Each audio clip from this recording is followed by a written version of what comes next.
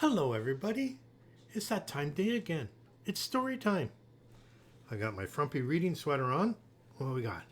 Oh, what we got to drink? Hang on.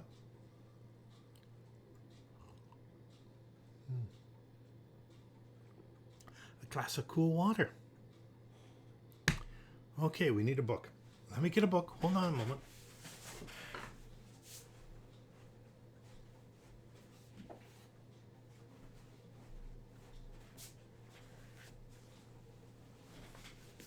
Okay, now I get some reading glasses.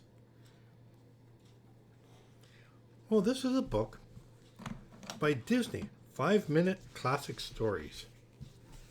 Oh, let's see what we got here.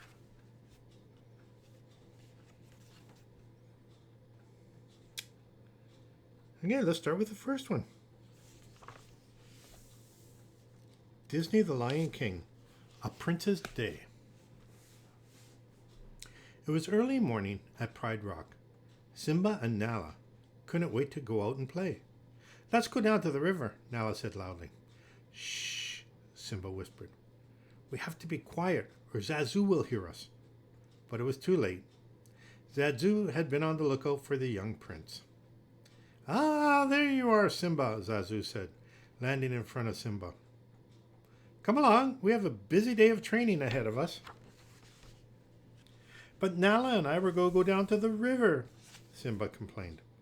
Nonsense, Zazu said. As a prince, you have certain responsibilities, young sire, and we can't keep them waiting. Bye, Simba, Nala said. Have fun at Prince School. Maybe we can go to the river tomorrow. Not if Zazu has anything to say about it, Simba grumbled, watching as Nala bounded away. Zazu led Simba down to the watering hole, where the animals of the Pride Lands were taking turns drinking water. Part of a ruler's responsibility is solving disputes between his subjects. A perfect example is the watering hole. Each animal needs to have a turn to drink, Zazu explained. See that herd of antelopes? They've been here too long. It's the rhino's turn. You there, the bird said, yelling at the antelopes.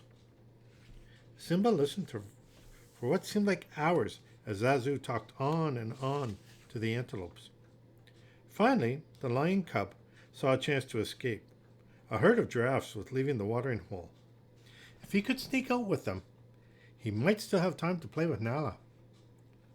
Just when Simba thought he had gotten away, Zazu landed in front of him. And where do you think you're going? Zazu demanded. Come on, Zazu. We've been at the watering hole for hours. Can't I go play with Nala? Simba asked. But Zazu refused to let him go. A prince's job is never done, he insisted. Onward to our next stop. Zazu led Simba back to the Pride Rock, where Mufasa was listening to his subjects' concern. A king must listen to all the other animals, Zazu explained. You can learn a lot from your father. Simba tried to pay attention. He listened as Mufasa advised the elephants to find new grazing grounds. He listened as the zebras worried about the upcoming raining season. But soon the lion cub was just as bored as he had been at the watering hole. He started falling asleep. Young sire, Zazu yelled, angrily pecking Simba awake. Were you paying any attention at all? Simba yawned, shaking himself awake. He looked around. The other animals were gone. Mufasa must have finished for the day. I heard some of it, Simba replied. Frustrated, Zazu flew up in the air. Come along, Simba. We aren't finished yet, Zazu said. Simba slowly followed the bird as he led him from Pride Rock.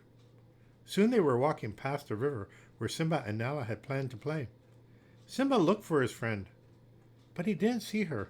Suddenly Simba heard a yell. Did you hear that, Zazu? He asked. Hear what, Simba? Zazu said. There was another yell. That, Simba said, running towards the river. Zazu flew after him. It was Nala. She had fallen into the fast-moving river and couldn't get out. Hurry! Go get my father, Simba ordered Zazu. The bird flew away in search of Mufasa. But Simba knew there wasn't time to wait. Nala needed him now. He looked everywhere for a way to get to his best friend. Finally, he saw a long tree branch on the shore of the river. Nala, grab on, Simba yelled.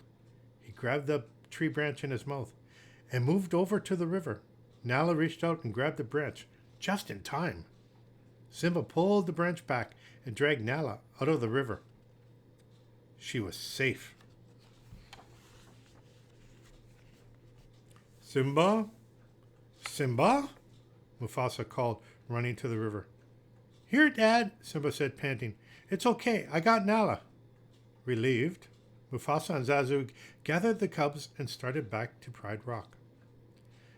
Zazu, Nala, can you give me a moment with Simba? Mufasa asked. Simba was worried. Was Mufasa angry at him for not paying attention to Zazu? Zazu told me about your day. I know that you want to play with your friend, but Zazu is trying to teach you important lessons about what it means to be king, Mufasa said. What did you learn at the watering hole? Mufasa asked. That rhinos follow the antelopes, Simba replied. Mufasa laughed. No, that you have to be fair as a ruler and make all your subjects are treated equally, he said. And Zazu brought you to Pride Rock to show you that a leader must be wise as well. But the last lesson you taught yourself. I did? Simba said. Yes, my son. You rescued Nala and showed that a ruler must be brave. I'm very proud of you, Simba. Simba smiled up at his father. Now, Mufasa said, I think there might be just enough time for you and Nala to play before dinner. Simba smiled and bounded off to find Nala. He'll make a good king someday, sire, Zazu said, landing on Mufasa's shoulder. Mufasa smiled. Yes, he will. Well, that's the end of that story. I hope you enjoyed that story. Well, you have yourself a great day. You take care of one another. Take care of yourself. And I'll talk to you tomorrow, okay? Bye now.